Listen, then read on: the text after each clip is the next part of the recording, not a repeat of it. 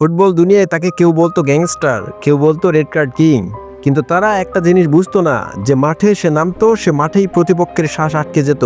কারণ Sergio Ramos শুধু একজন ডিফেন্ডার না, সে ছিল এক অদম্য ফুটবল যোদ্ধা।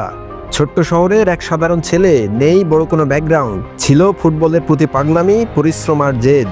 2005 সালে যখন সে রিয়াল মাদ্রিদে এলো, দুনিয়া তাকে নিয়ে হাসতো। সবাই বলতো এই ছেলে ডিফেন্ডার হতে পারবে না, স্পিড কম, নেই ডিসিপ্লিন, রেড কার্ড ওটা তো নিত্যদিনের ব্যাপার। কিন্তু রামোস এসবের তোয়াক্কা না করে প্রমাণ করেছিল, যারা নিয়ম ভাঙে তারাই ইতিহাস লেখে। আর সেখান থেকেই শুরু হলো তার যুদ্ধ।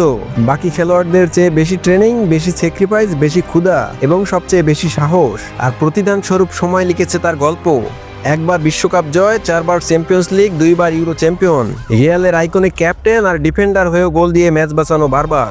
যারা বলতো এই ছেলে শুধু রেড কার্ড হজম করে, সেই ছেলেই একদিন উঁচিয়ে ধরেছে দলের ট্রফি আর জয় করেছে লাখো মানুষের হৃদয়। রামোস একবার বলেছিল, আমি কখনোই সবচেয়ে প্রতিভাবান খেলোয়াড় ছিলাম না, কিন্তু আমি ছিলাম সবচেয়ে পরিশ্রমী। এটাই তার শক্তি, এটাই তার কিংবদন্তি হয়ে ওঠার গল্প। কারণ কিংবদন্তিদের জন্ম হয় না, তারা তৈরি হয়।